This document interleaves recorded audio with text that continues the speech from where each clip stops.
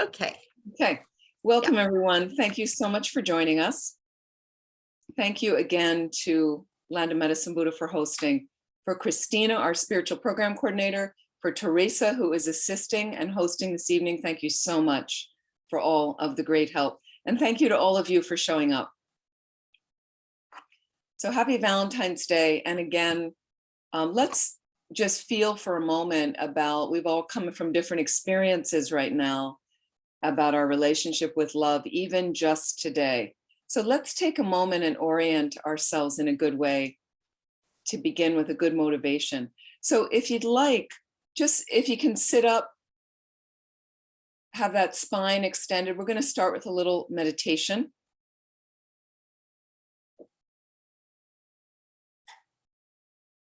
And I appreciate Teresa for mentioning the guidelines of even Zoom teachings. We've gotten a little relaxed with our Zoom teachings, haven't we? I've seen people in bed during the teachings. I've seen people having dinner during the teachings, drinking wine and reclining. And so you want to kind of feel that you've entered a gompa or a meditation hall ideally. And that is if you're really there. And I have found for myself how I attend to certain programs is when I have that attitude, I get a lot more out of them. I'm focused more, I'm listening, I'm not doing other things. So the Zoom teachings we've all entered a different dimension like that. So thank you so much for joining. So if you can just find that comfortable space for your body. And the main part again is to have the spine extended as if your sides are long, as LAMA ZOPA RINPOCHE says, as if your sides are long. Nice extension of the torso. You can sit in a chair, if you like, with your feet straight down flat on the floor or a cushion under your feet, just so that the body's balanced. Or if you have a wide enough chair and want to sit in a cross-legged posture or on a cushion on the floor, absolutely fine to then have your legs in a crossed posture, which supports the spine to be extended. And as you do this, lightly close your eyes.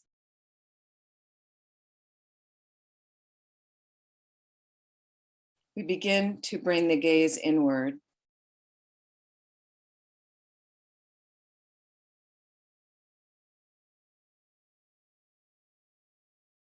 What's helpful is as much as you can to relax your body into this posture and even scan your body for a couple of minutes, noting any places you may be holding tension in your body.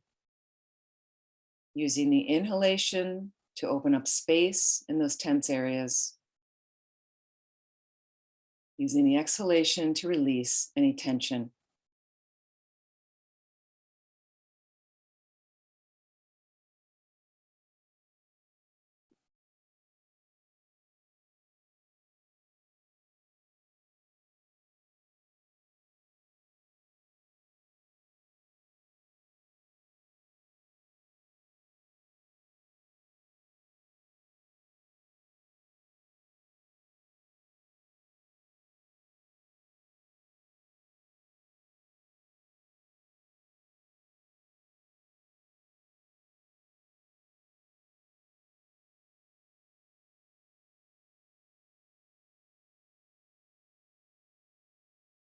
Something that helps contribute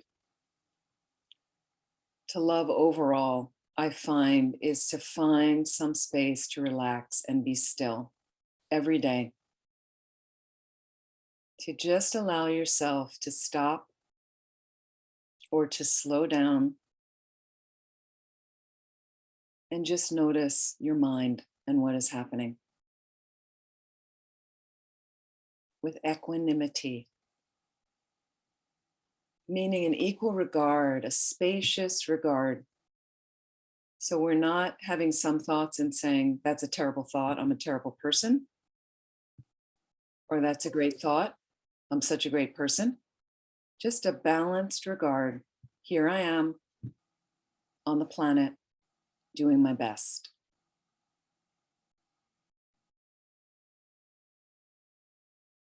Bathe in the luxury of that stillness.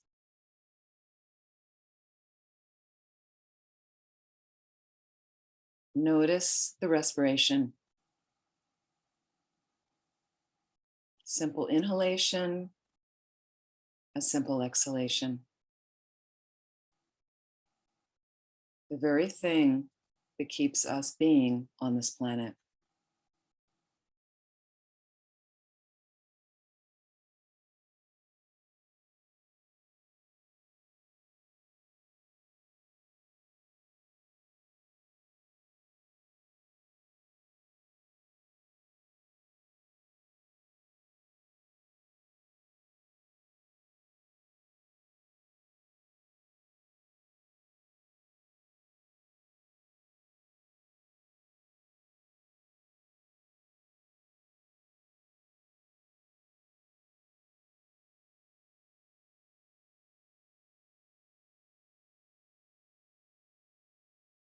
And so let's look at our attitude right now, how we're feeling, which by slowing down, allowing yourself some stillness for a moment, can begin to get in touch with how you're feeling. A lot of times we're not aware of how we're feeling and something's off, and then we snap at someone. We fold in on ourselves. We give up. So it's just this basic awareness. Just notice right now with your mind, how's it going?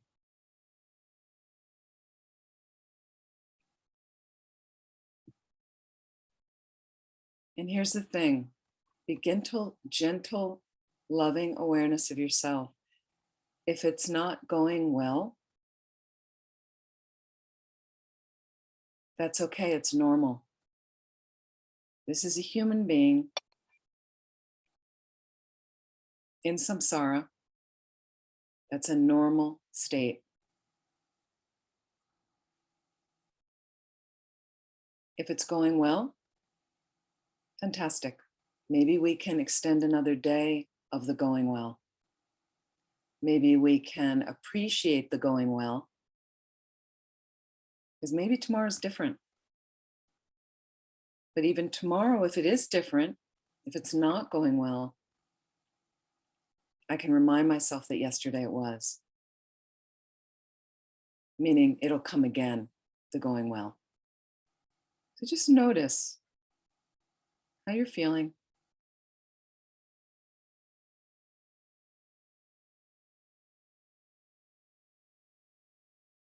And using this to fuel your motivation. So if today hasn't been great for you, you can change that at any moment with your attitude by setting a good motivation. If things are going well, you can further enhance that by setting a good motivation. And in this tradition, the motivation is focused around benefiting all living beings. We do that best as a Buddha, as a fully enlightened being. So if this idea of benefiting all living beings interests you, feel free to roll that into your motivation, to include that. The notion that if I do become perfect like a Buddha, I can unlimitedly do that, benefiting all living beings. So just take a moment, at least setting the mind in a most positive space. Please set your motivation for our time together and all the activities of the rest of the day.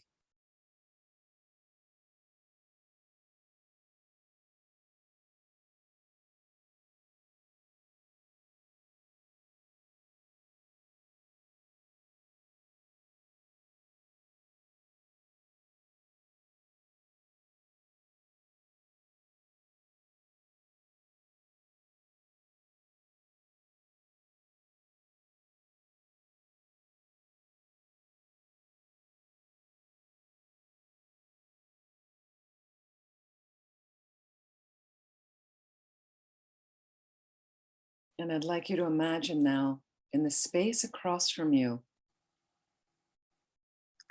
I'd like you to put a dear friend or someone you love so much seated across from you, facing you. Again, a person in the world you're very, very fond of. And imagine as if they're really there in the space across from you. Just focus on one person right now. And as you do, notice the feelings that begin to generate in your heart and your mind in relation to this person.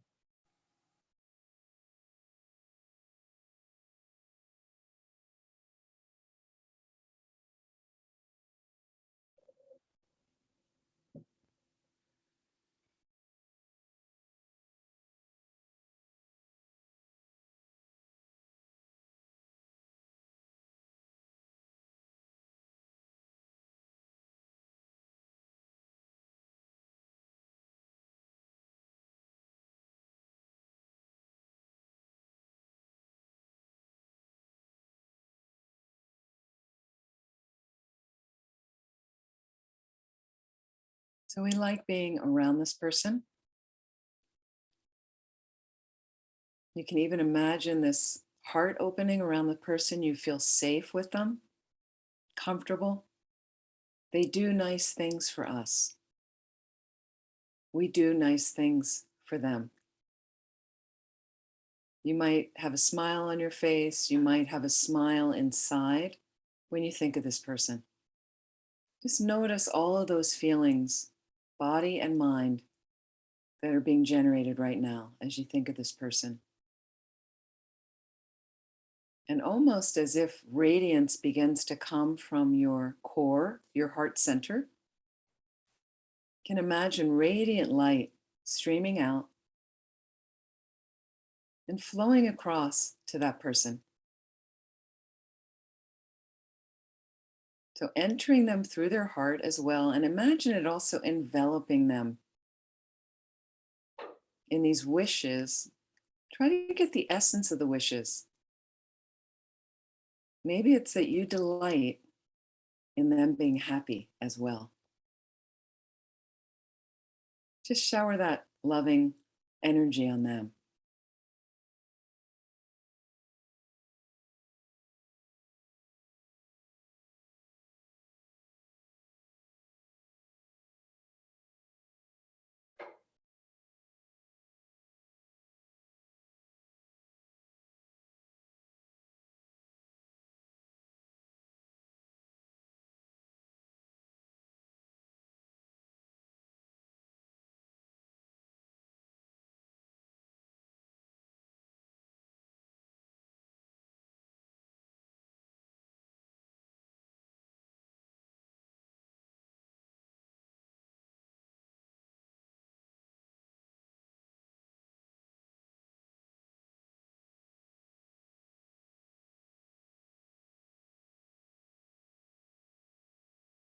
So now imagine this person in the space in front.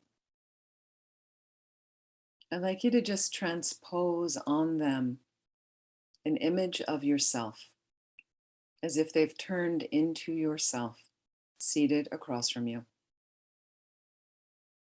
I'd just like you to notice how you feel in relation to seeing yourself across, sending this loving energy to yourself.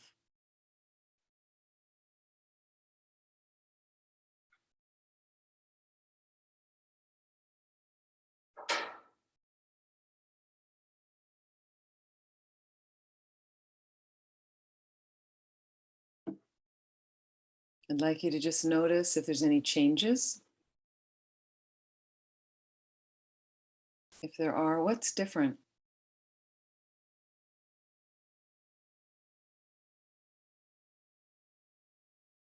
Do any bubbles of thoughts arise in relation to this experience?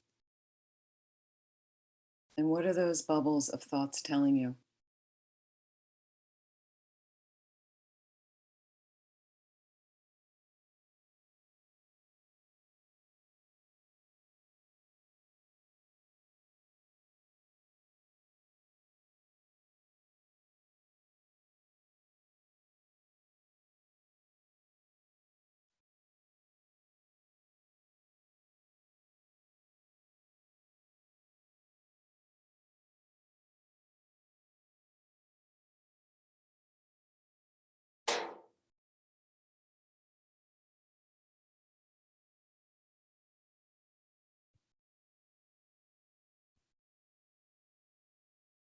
So slowly just bring the radiance back into your heart. And you can leave that image of yourself in front of you. We're going to return there. And just slowly, when you're ready, you seated here in the room, you can open your eyes.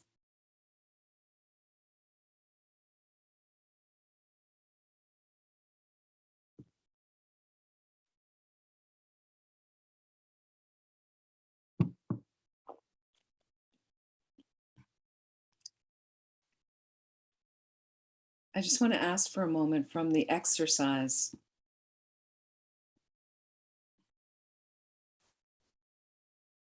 Was anything different for you from having your loved one in front of you, the person you adore, to having yourself? Any difference?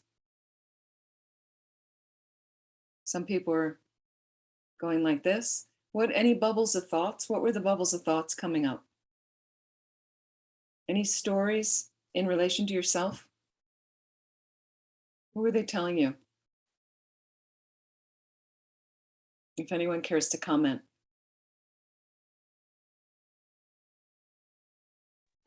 When I visualized myself, it was harder. Harder with yourself? Anybody have that experience? Yeah. Okay. What are some of the stories you tell yourself when it's you there that you're trying to send love to? Anybody care to mention? Any stories that you get going? I didn't have stories, but my energy changed. My friend was probably half my age, so she's just young and vibrant. And then I put myself there, and my current energy is pretty heavy and sad, and it was just heavy and dark compared to what she was. It wasn't much a story as just energetically there was a shift for Right. sure. Right. Well, there are older people that are energetic and bright, just to let you know that, okay? So Samantha, don't give up. Just keep working on it, but it's great that you're aware and you're noticing. I know, and I've been that energetic, bright older person. It's just, a lot of stuff's going on to kind of cloud that, but the clouds will clear up, I know. Yeah, the clouds are temporary. Yeah. So it's important that we know that. And also, we've got this thing called the pandemic, if any of you noticed.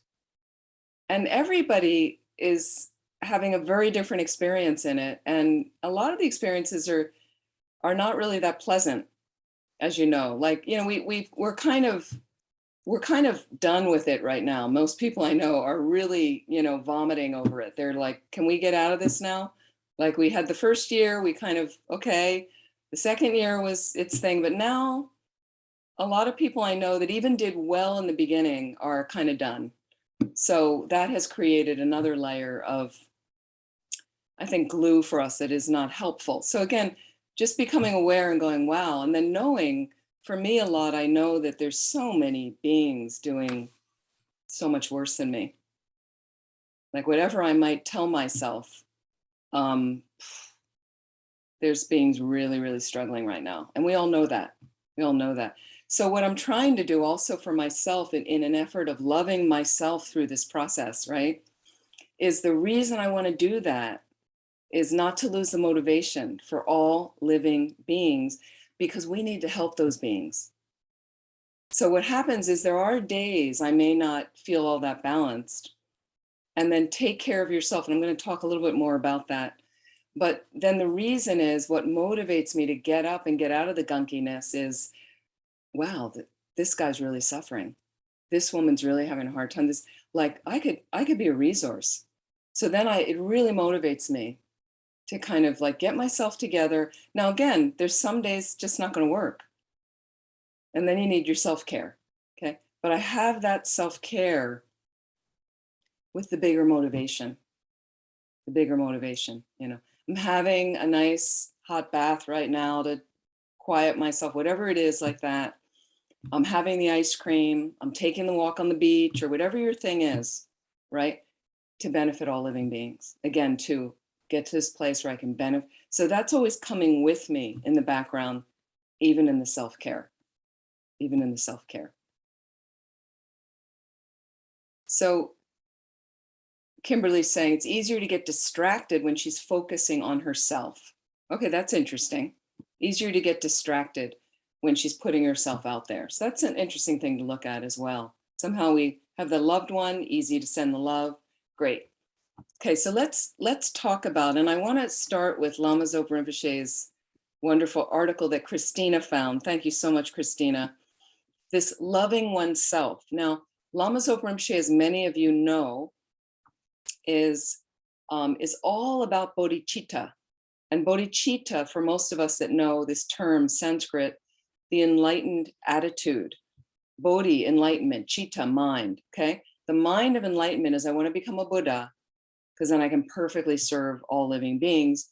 That's Rinpoche's incredible whole purpose for being on the planet. It's all a lot of what he talks about.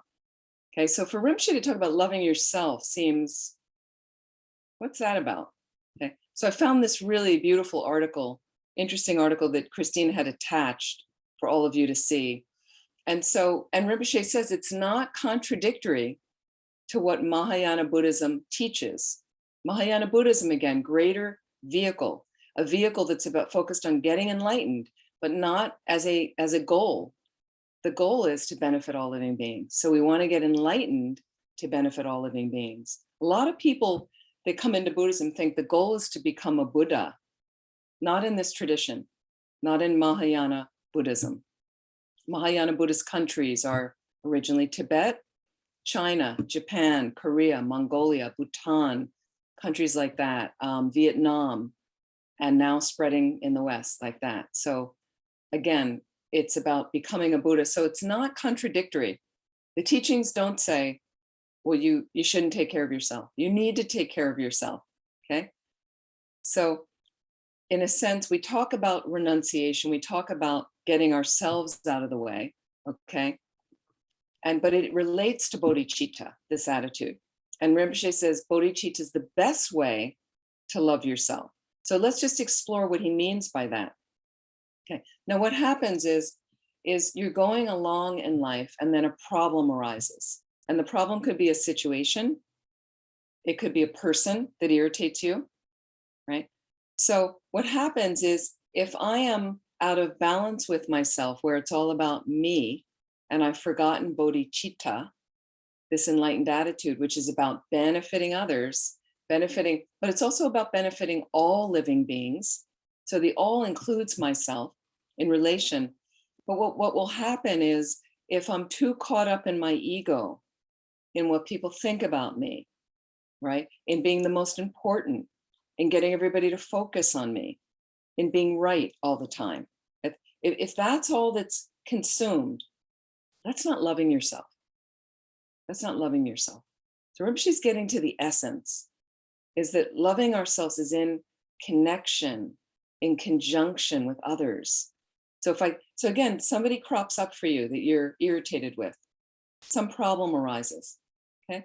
So what happens for most of us in society, it's, well, I'm right and he's wrong and he did this, and blame them, and let me posture myself and protect myself because that's what's going to make me happy. That doesn't make you happy. So if I suddenly realize there's an interconnectedness with this other person, we have a dance we're doing, we have a relationship. And for some reason right now, a bubble came up that's not working that well, okay? So what if I had the thought, what about them? What's happening for them? Because they're also doing the dance with me. And that means it may not be pleasant for them too. So there's my responsibility. Well, if I really want to clear this, which is loving myself, I'd like to be happy. That's loving yourself. I want to be happy.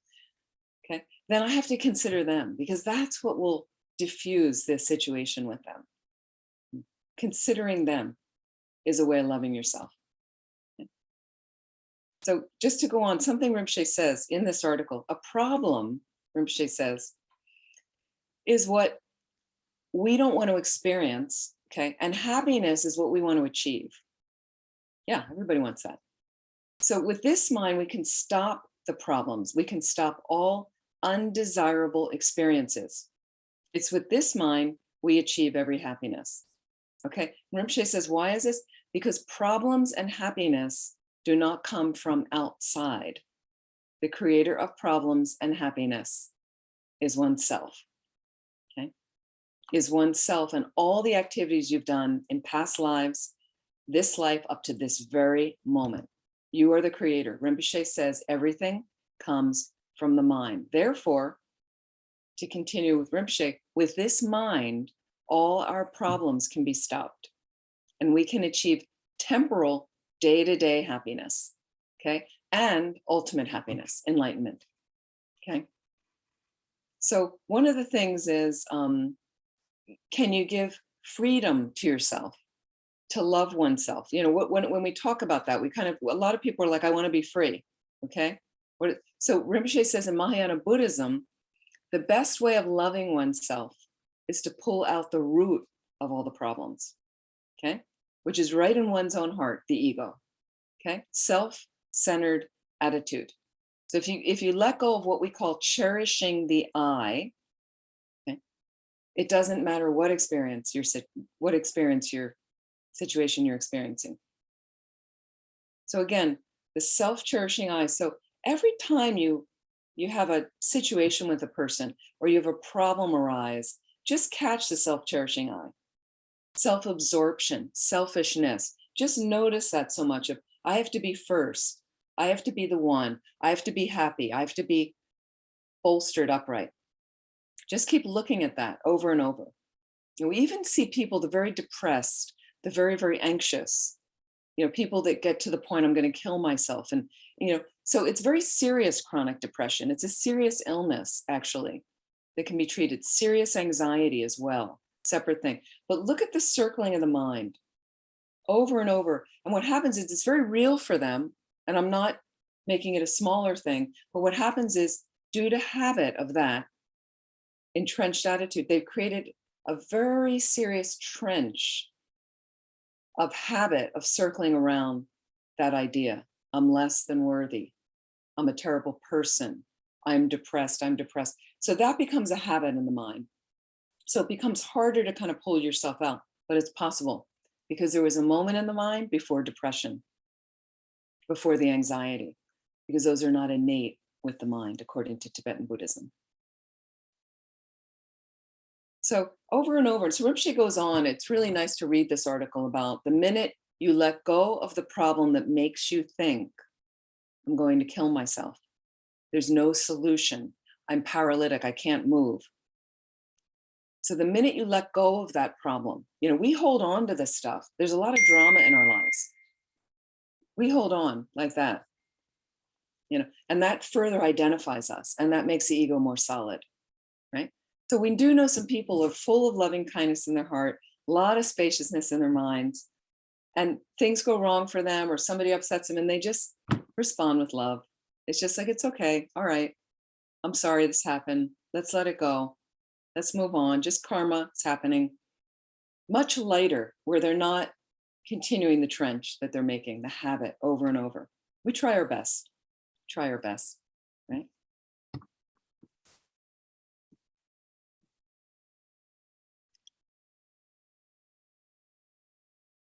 So, and then there's a quote that's pulled out. This emotional, what I'm talking about, this emotional attached mind is your mind. We all have that aspect of our mind, okay? But also knows, Rinpoche says, and this healthy, renounced Dharma mind is also your mind. Healthy, renounced Dharma mind, okay? Rinpoche goes on, the meaning of loving oneself becomes, this is for the emotional mind, often becomes loving attachment, the emotional mind. Okay, let's look at love and attachment. Let's look at love and attachment. Often mistaken. People think love is attachment. So let's look at the difference. Attachment is what's in it for me. I want to be happy. Okay? Love is wishing the other to be happy. Wishing the other to be happy. Okay? But loving yourself would be wishing some love for yourself as well. Wishing happiness for yourself in a balanced way, not in an overly dramatic, negatively entrenched way. Okay, that emotional attached mind. Let's look at that. So with attachment, we do glom onto things. The attached, desirous mind, okay, has certain agendas. It has many, many expectations. Things need to go like this. If it doesn't, I'll be upset. Over and over, we go through that mind. We attach to people, okay? And then we impute and project things onto those people. And when they can't live up to it, we get disappointed. And then here's the next thing, then we blame them. And all they've been doing is being themselves. They're just doing themselves. We haven't looked at them to accept them, right? We haven't seen them for who they really are. We impute and vomit a projected fantasy onto them. That's what attachment does. It does it with your kids. Our greatest attachment are our kids, I think. But do any of you remember when I'll just put the gallery on here just to see can you remember when the last time you fell in love with someone, or remember that experience? It may have been, in my case, many years ago, okay? So there's a whole flutteriness of the heart and all these things, and you see the person and we glorify them. Attachment glorifies, okay? It over embellishes the reality that's there, okay? And then we say we're falling in love. I say we're falling into obsession. It's not balanced, okay? Because we're not really seeing the person for who they are, okay? And a little bit what attachment does is it vomits a projected fantasy, like the icing on a gingerbread house, right? And when that icing drips down, like it's very sweet and sugary and wonderful looking, but as a result, I'm obscured from what's really there. Am I making sense? Communicating? Okay, so what happens then, and did you ever notice this, is when you met someone, right, you imputed this thing, you over embellished everything about them, their eyes, their hair, their clothes, their voice, their everything, right? And then slowly at some point, there was a time you may have introduced them to friends of yours. Remember that step? Like, okay, now we're gonna have dinner with my friends. Later, you ask your friends privately, what do you think? Like, this is perfection. I've met perfection. This is it. And it was always interesting for me when my friends would kind of say, they're all right. And I was like, what do you mean? Right? Different view because it's a different mind. Different view, it's a different mind. So later looking back, I could see how everything comes from the mind, because everyone would have a different idea, different projection. If I even say to you, how many people like bananas? How many people don't? You all have a different relationship with bananas. Some of you like bananas, some of you don't.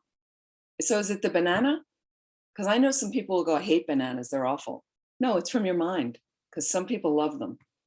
That's when we really have to start dissecting and analyzing. What's my mind doing in relation to this person? What is my mind doing in relation to this problem? Can I see it any differently? And there's people, I can't believe there's some people I met during the pandemic that they really, on a physical level, they have nothing. Their kids are struggling. There was a woman, I was doing this interfaith work in Pennsylvania when I was living there. We finally met at the second year of the pandemic, we were able to come back in person. It was a long time we couldn't meet. We do what was called courageous conversations, interfaith and interracial conversations. And a woman, we would break into groups, and there was a woman at my table, and living in the next community over from me, which is all African-American, very violent community, plagued by a lot of violence and crime and poverty. And she was telling me her experience of the night that she and her 4-year-old daughter didn't get any sleep. And the reason was bullets were flying through the house, and she had to get her daughter off the bed and onto the floor. Like, so, that's a different experience than I'm having, going to sleep in a safe little box that, there's no bullets flying through the neighborhood I was living in, I can assure you, like that. So again, you meet these people, and she was just so bright and caring, and, so it really, for me, was a reflection of my mind of, what do I have to complain about? Like, it puts things in perspective, right? Puts things in perspective. But the loving myself was also, can I show up for her? First of all, really listening to her story, being presently attentive here with her, encouraging her, finding ways maybe to dialogue more with her, to meet her, outside of this meeting, what could help her, and not in a pity way of, oh, what do you need? Let me help you. But we're in this together, she and I. I had gaps in my knowledge of that she could educate me, empowering her like through that as well. It's not like I'm better than her or anything. So really hearing her story, letting me grow through that, finding ways to get creative to help each other, like that was a way I felt of loving myself. Showing up at those meetings was a way of loving myself. Participating with all different kinds of people to grow myself. So I just find that so important for me, continual education in many different forms, many different forms. And another way of loving myself is, when do you find you're keeping somebody in the shadows, right? Like who do you really see and who do you really not see during your day? I notice this a lot, especially when I was living, I'm living in a community again, but there's not a lot of people here right now, but there will be more people in the future. And I'm looking forward to that day. I see Teresa smiling as well. I'm like, we're looking forward to that day. So it will be, but I've noticed in offices I've worked in, and there's sometimes someone who's a shadow, I'll call them. I don't know if that's the best word, but I do notice where there's people that get ignored, and then there's people that have high visibility that everybody has to deal with. So interesting in life, that happens in families. It happens generally, So one of the things I find in loving myself is really trying to greet each person equally and in equal regard. And I'll realize at times when I'm not listening to someone, suddenly I'll think, oh my goodness, I'm really not paying attention to this person right now. I wonder why I felt like I had to pay attention to this person, but not as much to this person. My own little detriment. So just being honest with myself to say, okay, I need to be more attentive now, focus with this person. So again, when I say loving myself, it's a way for me to be more present on the planet with everyone, which is about respect to everyone. So out of loving myself, I've learned to respect myself, which hasn't always been easy. But through that process, then I'm more aware of how I am with others to make sure I'm giving equal respect to all these beings. So thinking about, there's an emotional attached mind. If you want to become a slave to the attachment, and this is what Rinpoche says, rather than trying to get rid of this emotionally attached mind, we become a slave to attachment. Okay, so instead of identifying our attachment, identifying our weaknesses, the areas, the pockets of my mind that court delusion. And when I say delusion, I mean an imbalance, like hatred, attachment, jealousy, anxiety, fear, depression, pride. I think we get the idea. Okay? So when I notice that arising in my mind, which happens to be, by the way, the common situation is for a human. It's a human situation. So I accept that about myself now, that sometimes I'm not going to feel that balanced. I accept that part of my humanness. Okay, that's part of loving myself. Okay, if I accept it in myself, I'm much more ready to accept it in someone else when they make a mistake. So, but what happens is, instead of wanting to get rid of the imbalance, the delusion, okay, we become a slave to it. Okay, we love courting these evil mindsets, in a sense, the delusional imbalance mindset. And the reason is because we're habituated to do it. We sometimes love our attachment. We love our clinging and our anger. And there's people that feel like anger is a really great way to get things done. So we cling to stuff like that, we cling to our pride, okay? And then if somebody comes along and disturbs this delusion, then you say, that's a problem. That's a problem. And Rinpoche goes on and says, in reality, the affliction is the main enemy. It doesn't allow you to open your heart. It doesn't allow you to have realizations. Okay? It won't let you achieve ultimate freedom. It won't let you be completely liberated from suffering, and on and on. Okay? So partly from not meditating enough on the mistakes, on the downfalls of this emotional mind, we become a slave. Okay? Attachment, Rinpoche goes on, I like when he says, attachment becomes the guru, right? Attachment becomes the teacher. You listen and you follow whatever it says. And since your definition of loving yourself is doing what attachment wants, you're always going to be dissatisfied and unhappy.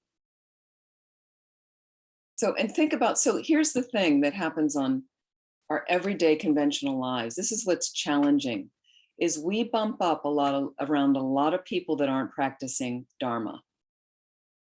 And they're never going to practice, and they're not interested in being Buddhists. That's okay. I don't have any problem with that at all. The only problem that comes is how much we may be influenced by them. So part of loving yourself is just setting yourself up, noting the influences around you. Do you heavily spend a lot of time with somebody who's overly negative all the time, critical, judgmental, never has a positive word to say about anyone, right? Are we around a lot of substance abusers all the time that have an influence on us? Are we around just a lot of people that are continually consuming stuff? They need to have more stuff. And they tell you, you need to get something like that. You need to buy another one of those. Your hair needs to look like this. Your clothes need to look like that. There's a lot of influences around us like that. People telling you your house should have this. You should have a house. You need to take a trip like this. You need to make more money. Whatever it is, there's all those influences. So it doesn't mean we cut people out of our lives. Be skillful. Be skillful. You can just limit and reduce a little bit of the time that you spend with them, and maybe direct it into more constructive time. That's loving yourself. Here's an example. When I got into the Dharma many years ago, I was living in San Francisco at the time, and I worked for a magazine, and there were some really great people there. They weren't interested in Buddhism. That was okay. They were really nice people. And so we would go out sometimes once a week, just as an office joiner, to kind of a few people from the office, you create a social network. And we would go out and we go to different bars and we drink. And sometimes we go to a party and we dance, and sometimes we drink a lot, right? So people would get drunk, and it was really fun for a while. And then I got more and more into Buddhism, and I realized I wasn't having as much fun doing that. It wasn't any sweeping judgment. I had no problem with them. I have no problem with people drinking personally, but I just was noticing it's my own relationship with myself. So through meditation and my own little bit of study at the time of Buddhism, I was kind of being in the bar and noticing, being like, I've been doing this for so many years. I'm just not really that enjoying this that much. I like the people, but so slowly I started going less to the bar with them. Instead of once a week, I'd go like every other week, maybe then every third week. And then one of them said to me, well, you don't like us anymore. You're not coming out with us. And I said, no, I really do like you. I'm just not so cool being in the bar anymore. And these were in the days with cigarette smoke. And I said, I'm all smoky. I come home. And so what I did is there was a few of them that one time I encouraged, where after work, there was a yoga class. And I said, does anybody want to go to the yoga class? And now this was different. This is different than a bar, right? But some of them wanted to do that. In the beginning, there was a lot of like, well, let's just do the habit. Let's just do what we normally do. But sometimes we did a yoga class. Sometimes we took a walk in the park, Golden Gate Park, and different, and then people started getting creative to come up with other things. We rented bicycles. We were like different things that were just a little healthier. And a number of the people came along, not all of them. Now, some of them didn't want to do it at all. They just wanted to continue the bar. That was fine, right? But some of them went along, and it was actually quite fun. And so there's a way we can divert or be creative. Be creative. So I'm not saying I don't want to be with these people anymore, but maybe I just found something a little more conducive, as long as they were willing to join, and they happily did it. So we have to get creative, I think, with things like that.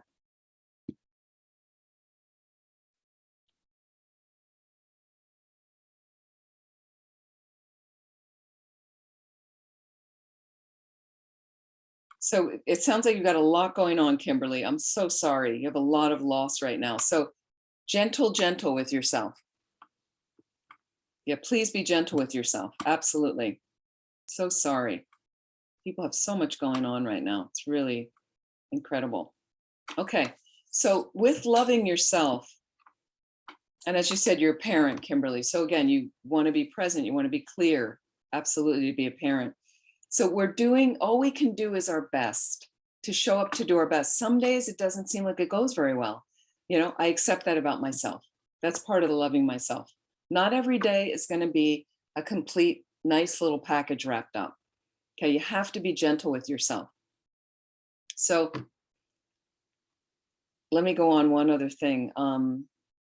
So that's why with attachment, as Rinpoche says, we're going to be dissatisfied, we're going to be unhappy. Okay, but the thing is, please be patient with yourself in the process. Spiritual endeavors, okay, take a lot of effort. They take a lot of effort. You have to be patient with the process. This is a lives-long process, okay? Americans want it done in 2 weeks. I'm sorry, it's not realistic. Really. So don't worry if a year later and you go, well, I'm still making the same mistakes. You're probably much more aware of your mind. Please give yourself credit for that. It's really significant.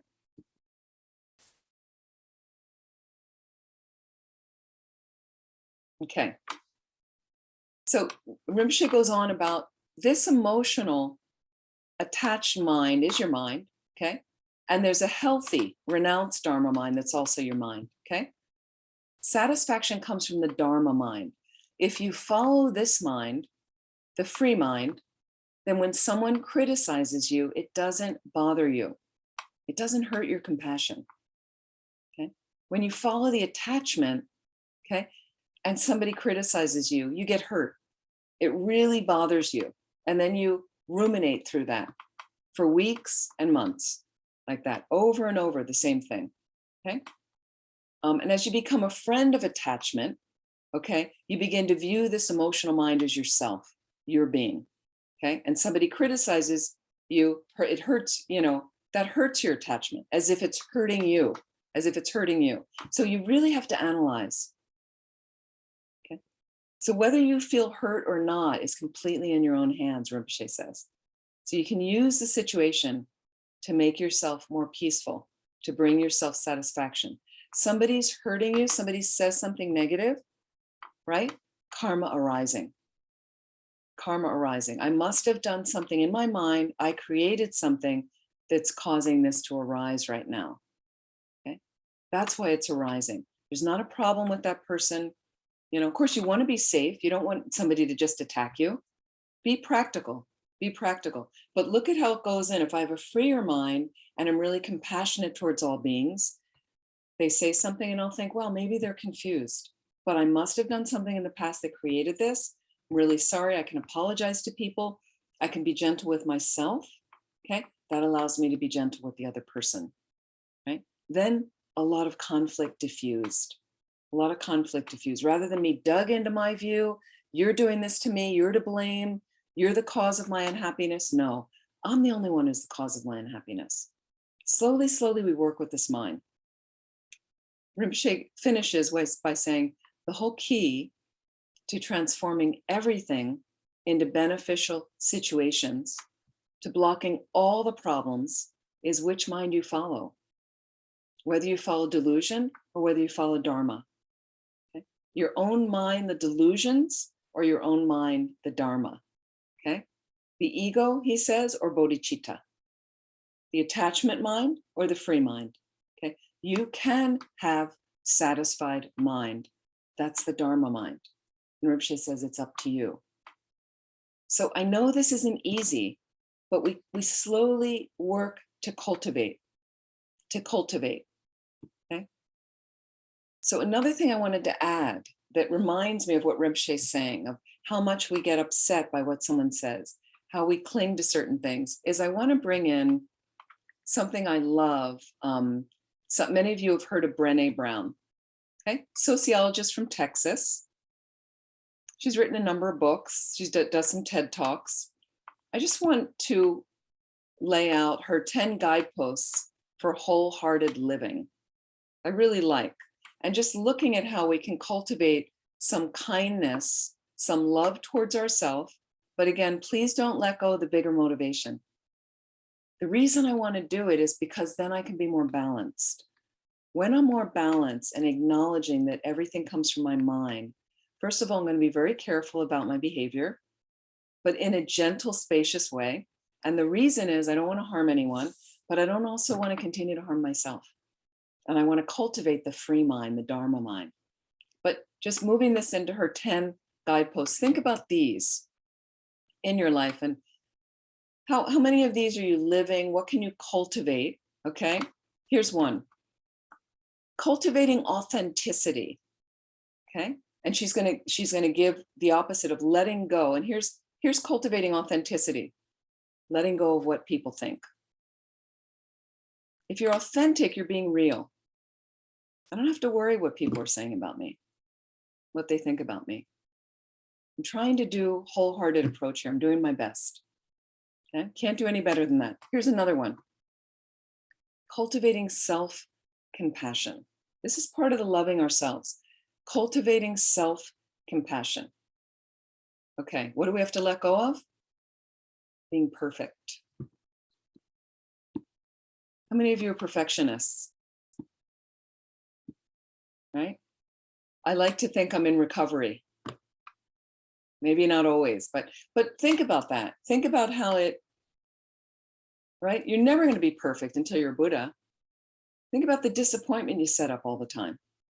Disappointment for yourself constantly. Not compassionate towards myself, trying to be perfect. Really grinding myself.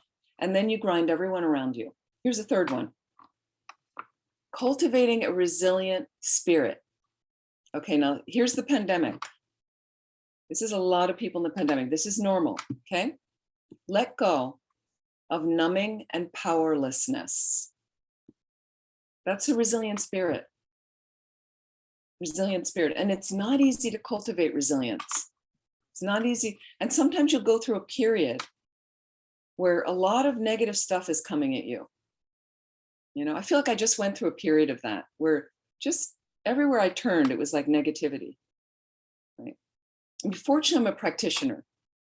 I would say, fortunately, thank you, Dharma, thank you, Rinpoche, right? But there was a lot of negative stuff coming, and there were times I just went, wow, look at my mind. This is my mind. What a movie I'm watching right now. My goodness. You know, it was really strange how it would manifest. You know, situations, different people, things like that. There wasn't any problem with anybody. It wasn't anybody else's problem. It was just my mind purification going on, intense way, you know, and then really kind of courting. And then there's a lot of other people during the time I've been talking to that are struggling, because I do this kind of sideline coaching to help people really struggling. So it kept me resilient, because I went, my gosh, I just have to keep showing up, because people are suffering. My suffering is nothing compared to these people, you know. So that resilience and the thing is, the pandemic has knocked a lot of us down, no question. Some people fell flat on their face, I know, okay? And resilience, again, I've been down on my face many, many times, running centers, made many mistakes, crashed right on my face. Resilience is you know, I was able to pick my head up and go, what happened? Pick myself up, right? May I learn from that lesson? Please, may I learn. Fold it into the practice and continuing going. And we need to keep going. I would say everybody that showed up here, and I don't know all your stories. I'd imagine there are a lot of fascinating stories, a lot of suffering stories, a lot of happy stories, okay? But we are the ones that are here.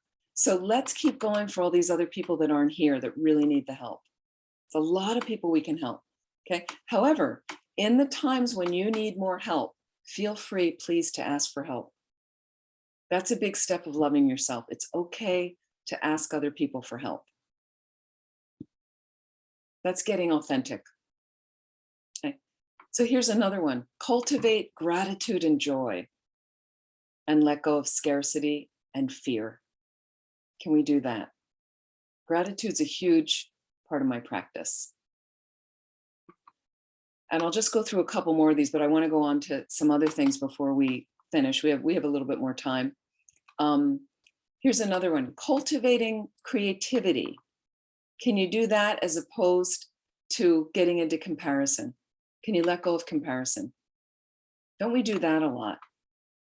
How come she's doing that better? How should, I was with a friend at a yoga class once, and I was just having a really good time in the yoga class. And I can't do all the yoga postures, but the class was packed. And my friend, she seemed kind of agitated in the class. And I was like, for me, yoga just lets everything go. I don't, and we left and we came out, and I remember we were getting into her car, and she started, fortunately, openly talking about how she saw this woman near her, and she started competing with her to get into certain postures. She saw her, and she was looking at her body, and she liked her body, and she said, well, I can do this, but and she couldn't do all those postures. So comparison, what does it do for us? It's one thing to admire somebody and aspire to developing that quality that they have, or developing the skill. That's different. But comparison holds you hostage down kind of in the dumps with stuff. Not very free and not able to get creative and innovative. Okay, now I love this one. This I explored heavily in the pandemic because I've never had that much space in my life ever. Okay, cultivate play and rest.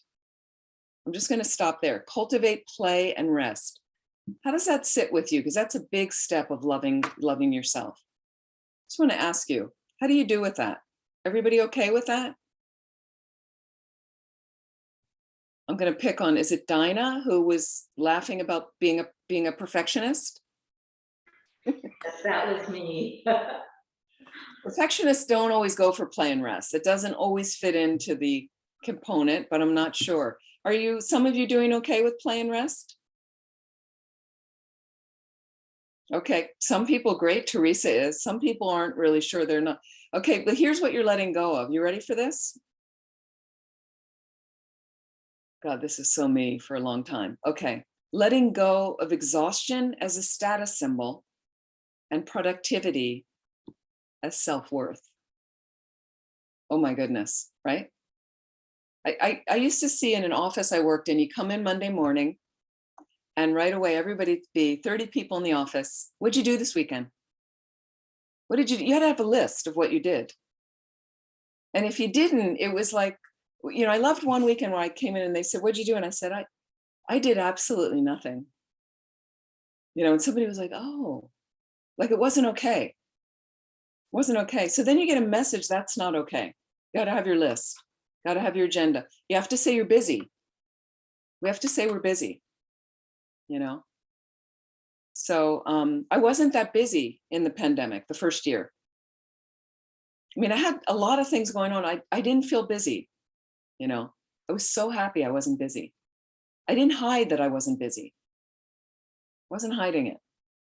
Never had space like that in my life. I was telling someone recently, when I say in my life, you go, well, as a kid. No, I found in the cleaning out of my parents' house, before I moved out here, I found 3 diaries from when I was 6 years old, right? I was already overscheduled at 6 years old, right? So I was really, so again, think about cultivating play and rest. This is really the self-loving part in a balanced way. This is not just about being a lazy slob. I mean, come on, the level, but you need to play and you need to have rest, letting go of that exhaustion again as a status symbol. Do you ever see people, how are you? I'm exhausted. Like they have to kind of say that to somehow posture themselves. It's tiring to be around them. I'm exhausted all the time. So just think about that. And then letting go of this productivity as self-worth. Like, look at all I've done and accomplished. That's how great I am. That's how I was so proud of myself in the pandemic to just go out and walk around the neighborhood, have no agenda. Like I just never had space. Like, it's just great. It didn't matter how many emails I got through that day. If I didn't want to do them anymore, I just shut the computer and went for a walk. Didn't think about it again. Okay. Okay, let's look at another one. Cultivating calm and stillness by letting go of anxiety as a lifestyle. Some people are geared into anxiety like that. It's very common, okay? And so this is why I love meditation. This is really loving myself, is meditating every day. Okay. And I don't care if you're new and you get 5 minutes in, because we're not still very often. And we have technology, phones, computers, tablets, okay, that keep our minds busy. The stillness is really helpful. In the beginning, for a lot of people, it's unnerving. I understand. And it's hard to meditate. It's hard even when you're not a beginner. It's hard to meditate, to keep the focus. And you know what? It's getting harder. This is what they call degenerate times.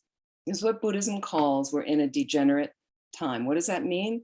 Things are kind of getting worse for the level of mind. But look at the planet. It's struggling, right? But I just look at the level of distraction of my friends, longtime Dharma practitioners, very distracted. People that used to do a lot of retreat, not so much anymore.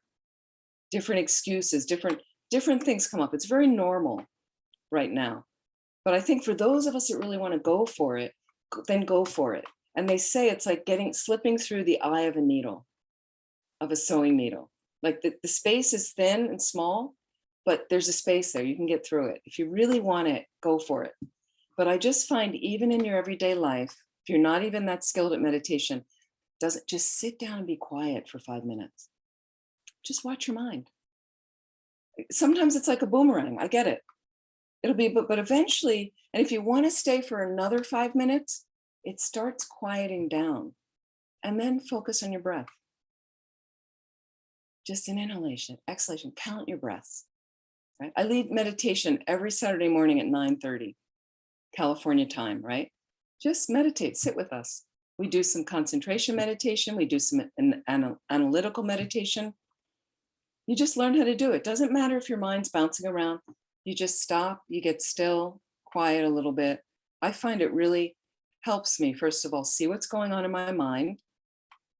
What do I need to work on? And here's the thing is, as you get aware of your mind, if there's a day early in the morning, and you know this right away, things aren't going that well today, then I'm going to be more gentle with myself.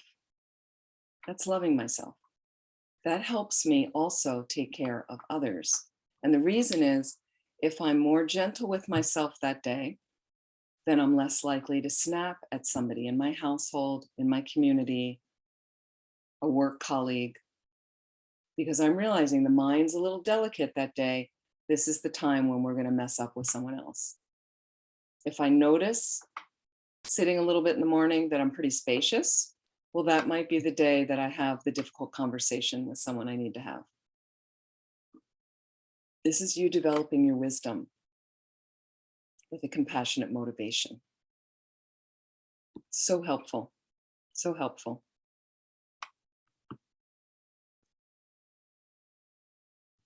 And then one last one I'll go through is cultivating meaningful work by letting go of self-doubt and, in quotes, supposed to or should.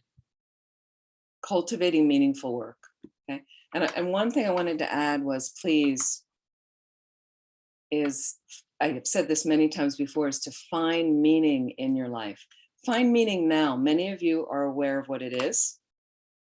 For me, it's related to helping others. But in order to do that, I have to help myself too along the way, care for myself in that process. But it really, really helps in this helping others, and really helps to create meaning, deep meaning in my life, where you are really deeply happy. That's what I'm talking about, deep satisfaction, not momentary fleeting happiness. I'm having an ice cream cone, piece of pizza.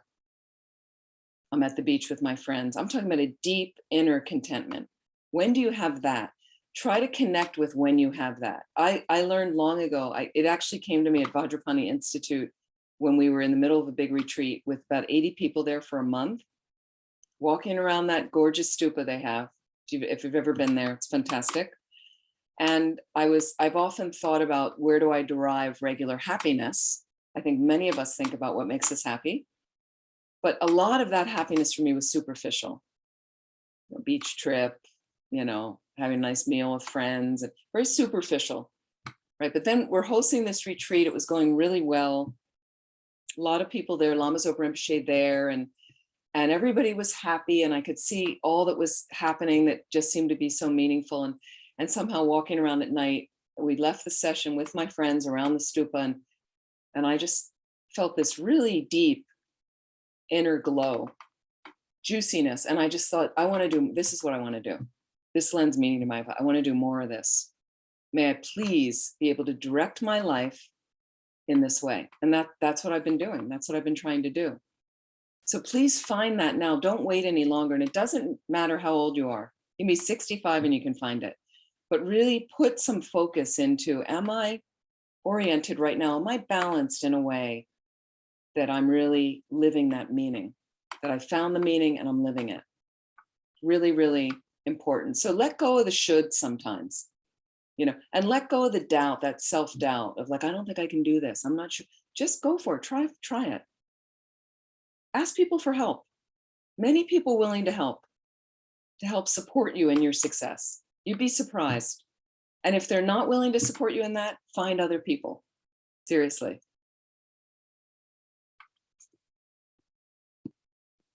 Okay, there's one other thing I wanted to talk about as well, and I'll take some questions.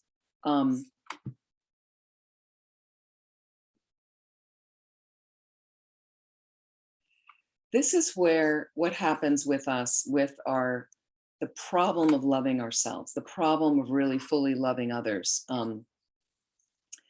What happens, I find, and I also teach some courses on mindful self-compassion.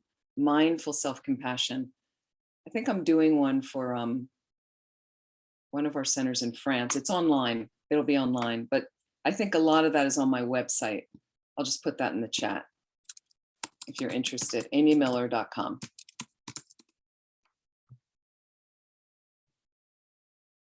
Sorry, I'm just looking at some of the comments.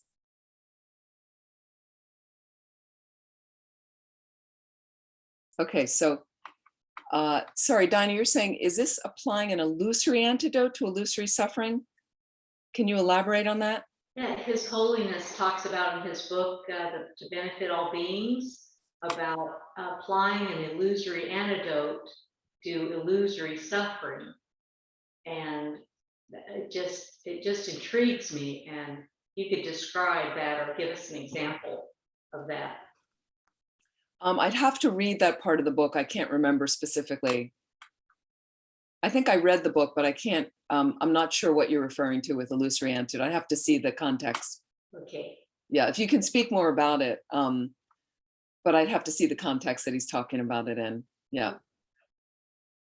Okay, so, and here's someone, but please feel free to come back to me with that one. Play but not rest, somebody says, because I procrastinate often. Okay, yes, procrastinators, I've been a great procrastinator. You have to be very careful about rest if you're a procrastinator. So again, I'm talking about a balanced sense. When you finish something and you're ready for some really genuine play and rest. That's what I'm talking about. So if you're a procrastinator, be cautious, because too much laziness is what procrastination is, then it gets too far out of balance with the play and rest, okay? And what I would say is we're trying to be human beings rather than human doings, as Dinah is pointing out. We are human beings. When you meditate, when you sit still for a moment, okay, don't even focus on, am I meditating? Is this meditation? I'm a lousy meditator. I see people in retreats that I'm leading in. How about you just let yourself be in meditation? To just be in meditation. Okay. We don't do it. We're constantly adjusting. It's one thing you're watching the mind, fair enough. Let it go. Just let go sometimes. And then the natural state of the mind just arises. It's there all the time. We're so junked up, we can never see it. Never touch that.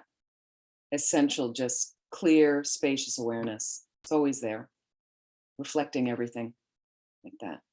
Okay. So yes, this is all about putting your own oxygen mask on first. Absolutely. That's what we're trying to do. So what I wanted to say is just, and then I'll take some more questions. We sometimes in this place of loving ourselves to love others and to find this mindful self-compassion, Okay, it's a way of turning towards our emotional pain, and that's really scary for a lot of people. Okay, mindful self-compassion is what I'm talking about. Mindful where I'm uncomfortable. Okay, let's say you're in front of somebody and you're uncomfortable. Then what happens is stories might start. I don't like them. I don't like how they look. I don't like what they're doing. I don't like what they're saying. And all these things come up. Okay. So you become uncomfortable, and then we're very uncomfortable with our discomfort. That makes us more uncomfortable. So instead of just being cognizant, I'm uncomfortable, period.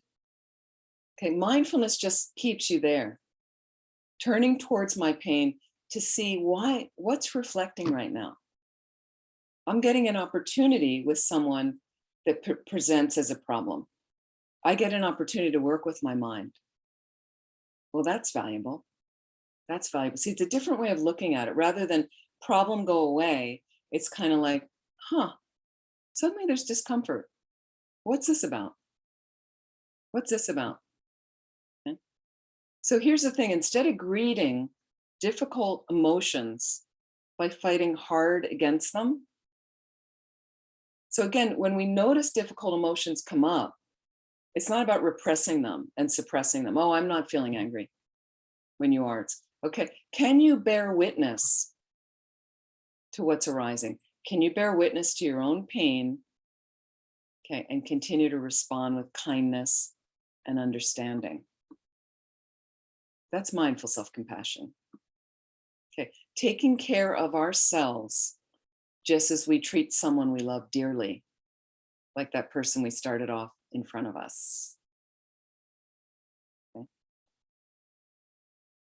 So it's tricky. We have a new approach to change our relationship to pain and pleasure. Okay, we can step back and learn to be calm in the midst of pain. Okay, we can let pleasure naturally come and go. That's more serenity. Rather than glomming onto pleasure, I have to keep this, I don't want it to go, it has to be like this, I want it bigger, I want it better.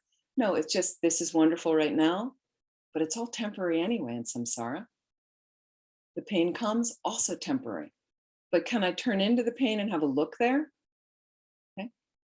Change comes naturally when we open ourselves to emotional pain. Okay, are you ready for this? With uncommon kindness. From Christopher Germer, he writes about self-compassion. Again, change comes naturally when we open ourselves to emotional pain with uncommon kindness. Okay, so instead of blaming, criticizing, trying to fix yourself, trying to fix someone else, trying to fix the whole world, when things go wrong, when we feel bad, we start with some self-acceptance.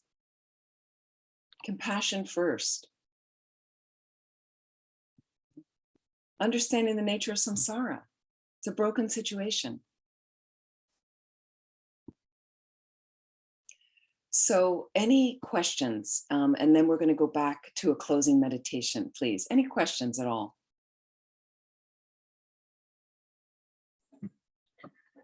Yeah, I am working with rumination. And first of all, am I clear enough? Yes, absolutely. Okay. Yep. I'm working Gotcha. on rumination. I recognize what my mind is doing. I repeatedly redirect to gratitude, to any beauty around me, to, and so I don't want to repeat that round and round, the groove in my brain of negative thoughts, fearful thoughts, desperate thoughts. So any suggestions? Yeah, rumination. A lot of people do this. And what's interesting with rumination and anxiety, have you ever noticed rumination is about the past, right? Anxiety is about the future. So interesting, the different minds that get going. Anxiety, you're worried about the future. With rumination, there's sometimes I just said to myself, stop thinking. Honestly, just stop. And sometimes I've distracted myself with another thought, a positive thought, to get my mind off of it, started reciting mantras, started reading about emptiness, this very profound part, meditating on emptiness, some other kind of meditation I might draw on. And one other thing a friend of mine did that she was instructed, this is someone who suffered from chronic depression for about 30, 40 years. Very, very serious. And the rumination was really heavy in her mind. So what her therapist told her to do, and I've done this with people, I call it thought interruption or thought, interrupting a certain thought, where have a visualization of something really positive that you immediately, when you notice a ruminating thought, you go to this other visualization and try to focus on that. So she created her own, and hers happened to be in a small room with a bunch of puppy dogs. Like that just lit her up, basically. So as soon as she'd notice this negative, the thoughts that got her into more depression, she would visualize herself in that room, and it really helped. So there's different techniques like that you can try slowly. Yeah. Thank you very much. Sure. Basant, I think you had your hand up. Yes, thank you. Could you speak on when I perceive loving myself or taking care of myself as not being able to help another? I have to choose between the two. To the attachment and ego part of myself, where I'm ignoring the bigger motivation. That's not really the healthy part of taking care of ourselves. You know, there's some people that are narcissistic. There's some people that are very, very self-absorbed, as we know, and everything is about themselves. So then I'd say in that case, that's maybe not as healthy, but it's different if you need some self-care, but you're doing it in relation to know that I really want to be a bigger person to help more people. Does that make sense?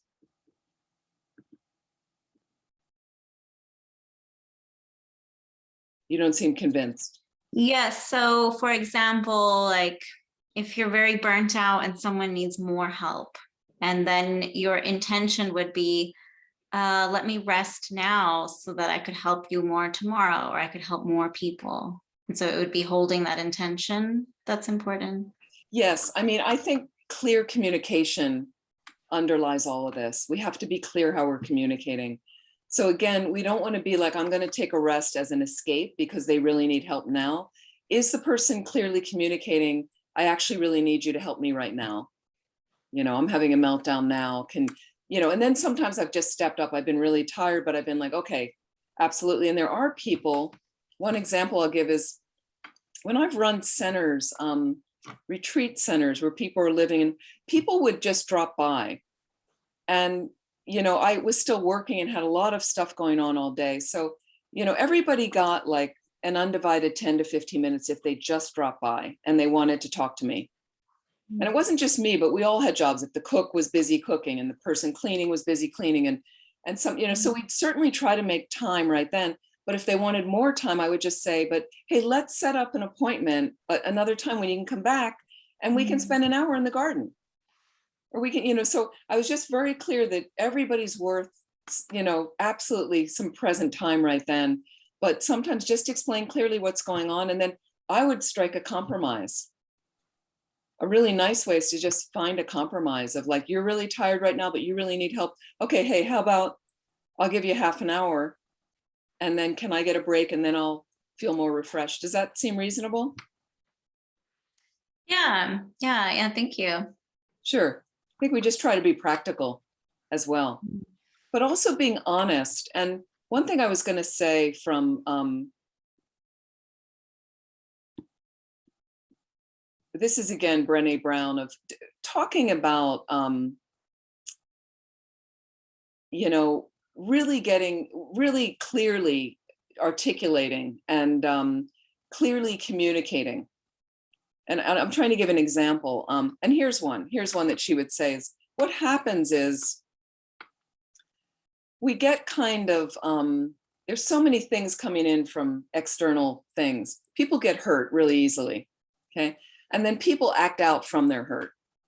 So instead of saying, and this also goes into Christopher Germer with mindful self-compassion, is instead of saying you're hurting, we feel like that's not okay to say that to people. You can't voice your vulnerability because somehow in our culture, it shows weakness. And Brené Brown kind of blew that out of the water and said, vulnerability is the birthplace of creativity, innovation, and change. I find all three of those things positive.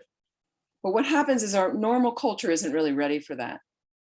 So rather than, you know, you don't want to inflict your pain on someone to say, I'm really hurting.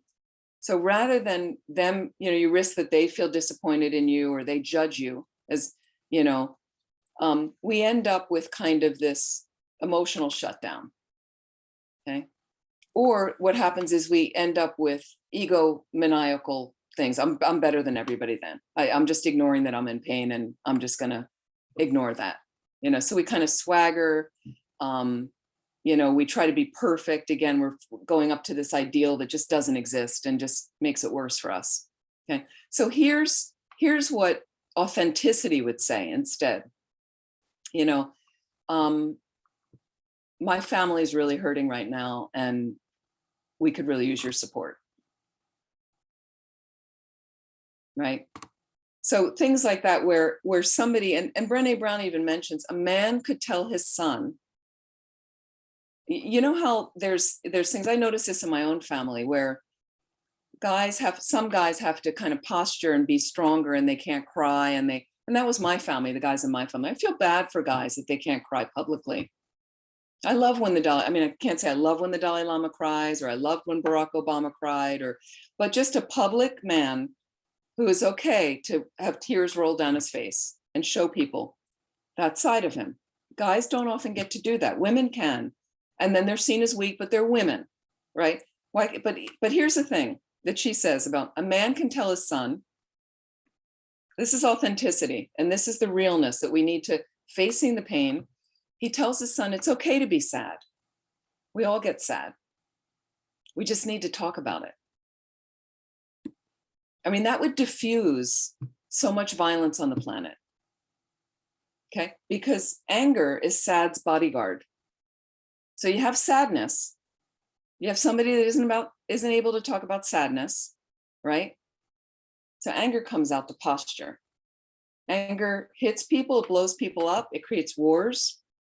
Just because I can't tell you that I'm a human being that has needs and I need some help sometimes. So the beginning of that loving ourselves is just acknowledging that space and being able to ask for help, talk to somebody about it. Right? Let's go back. Can we go back to that meditation? Can you just close your eyes for a minute? And we left that visualization of ourself in front of us. Let's go back. Bring that picture of yourself up, right seated across from you.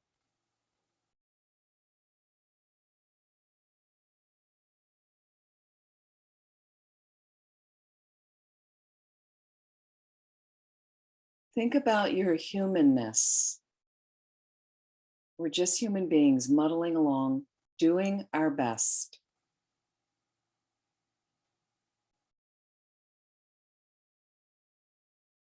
And think about what that front visualization of yourself might need right now to help them in this process. To help them be more whole, happier, more balanced.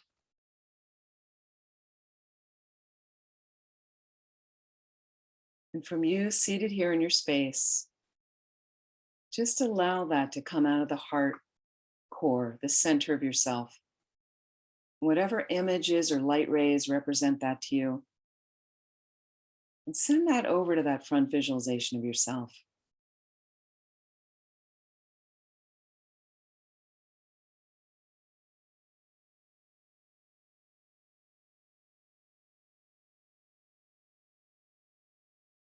Let it meld into the heart of that front visualization of yourself. And imagine it also enveloping that being.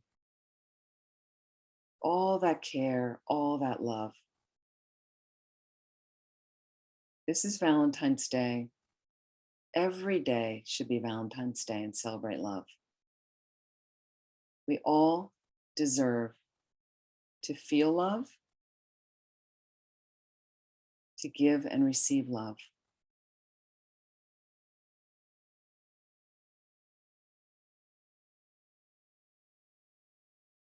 And look across at that front visualization right now. Just acknowledge yourself in any way you like, whether you want to give the person a hug, nod your head, whatever you like before we release them back into the space.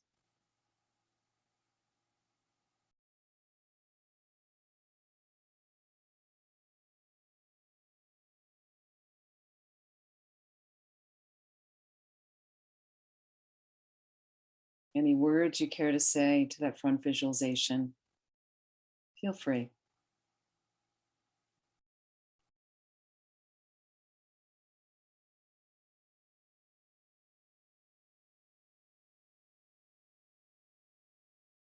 And slowly release them and let them dissolve back into space from where they came. As you allow all that radiance and those images to come back into the center of your heart, you seated here in your space. And please, let's send these wishes right now to ourselves. Just think and just breathe in. May I be happy. May I be healthy.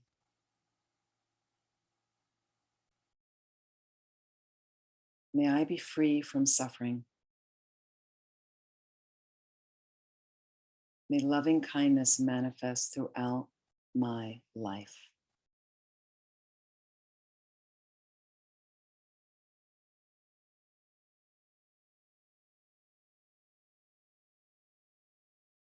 Please relax. Slowly, when you're ready, please open your eyes. And whatever positive energy we've created from this time, whatever merit, may we invest it in our practices, in first kindness to ourselves, so that we can be kind with all other beings. May it also help us move along this path to full awakening, so we can be of the most benefit to all living beings. And I'm going to share some dedication prayers. You can feel free to join in. I'm sorry, I couldn't get to some of the longer messages when I'm teaching in the chat. So if anybody or Teresa, we could read that or something. Let me just do some of these dedication prayers.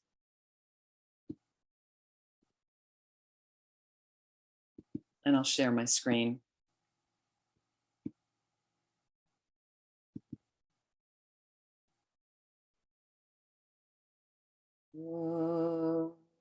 Janju Sanjo Rinpoche Ma Ke Panam Ge Gyurche Ke Banyam Ba Me Pa Yi Gone Gondu Pelwar Sho.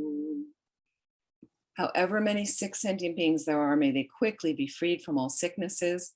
May all the sicknesses without exception of transmigratory beings never occur again. I'd like to go to this special dedication. Lama Zopa Rinpoche loves remembering emptiness, the nature of reality, due to all the past, present, and future merits collected by me, the numberless Buddhas and the numberless sentient beings, which are completely empty of existing from their own side.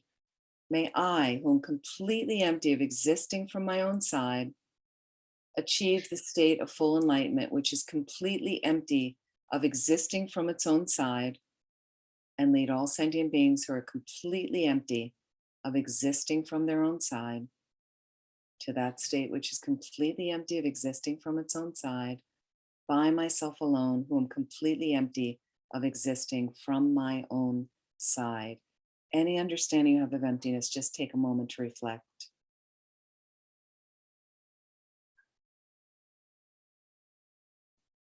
Continuing on, I fully dedicate all these virtues to be able to train just like the hero Manjushri, who knows reality, and just like Samantabhadra as well.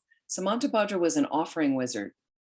So he would light one tea light and there'd be infinite tea lights would manifest. That's pretty cool. And the long life prayers for His Holiness the Dalai Lama and Lama Zopa Rinpoche. Let's really think of them as we recite these prayers. The wish-granting, wish-fulfilling jewel, source of every single benefit and happiness in this world, to the incomparably kind Tenzin Gyatso, I beseech, may all your holy wishes be spontaneously fulfilled. For Lama Zopa Rinpoche, you who uphold the subduer's moral way, who serve as the bountiful bearer of all, sustaining, preserving, and spreading Manjunath's victorious doctrine, who masterfully accomplish magnificent prayers, honoring the three sublime ones, Savior of myself and others, your disciples, please, please live long. I want to thank all of you. I really want to thank Land of Medicine Buddha, Christina, Teresa, thank you so much for hosting. And there's a lot of wonderful programs coming up for Land of Medicine Buddha. And I believe in a week, I start another Discovering Buddhism class that will be on refuge. So if you're interested in joining, you can register, and hope to see you at some other classes coming up. We're also looking for some volunteers. So if you have some tech background, data entry things, and eventually as we get open, we'd be looking for more people that can help us on site. But please, you can send me an email at info@amymiller.com and I'll pass it on to whomever, but anything like that, we really welcome your participation. Thank you so much. Lovely Thank to you. meet all of you. Thank you. If you each See you. give me just Okay. one moment of your time, I'm so sorry. Go ahead, say your thank yous to Venerable Amy. Thank you so much. And I see Dinah was saying, okay, this is the passage she's talking about. Let's see if I can, nothing is independent. Okay, yep. If we understand this, and talking about emptiness, if we understand the happiness and suffering we normally perceive as real and solid is something insubstantial like magical illusions. In light of this, we should try not to be angry with anyone. Some people might ask, everything is illusion. Well, okay, getting rid of illusory suffering. That is, okay, the answer is that illusory suffering is a result of causes and conditions that are also illusory. Even though pain is illusory, we still suffer from it. Okay, His Holiness is talking about emptiness, Dinah. So what he means is with emptiness, everything lacks inherent, concrete, independent existence. So on one level, everything is like a dream. It's not a dream, it's like a dream, which means that when we bump up against people who are angry and irritating us and whatever, is we tend to solidify them and solidify the situation, which causes us to ruminate about it. If you understand that things lack any independent, concrete existence, for instance, an irritating person lacks any irritatingness about them, any concrete irritatingness about them, then it's a little bit more illusory like that. So emptiness solves everything. Once you understand, when you can study emptiness more, read about it, go to teachings on emptiness and learn how to meditate effectively on emptiness, it starts really diffusing all the delusions like that. That's the ultimate solution. I hope that helps. Thank you. So Thank you just very a much. Teresa, short, yes, please. sorry? No, I said Teresa, please. Thank you very Yes. much. And happy Valentine's Day. Happy Valentine's Day. So I am putting in the chat how to make an offering.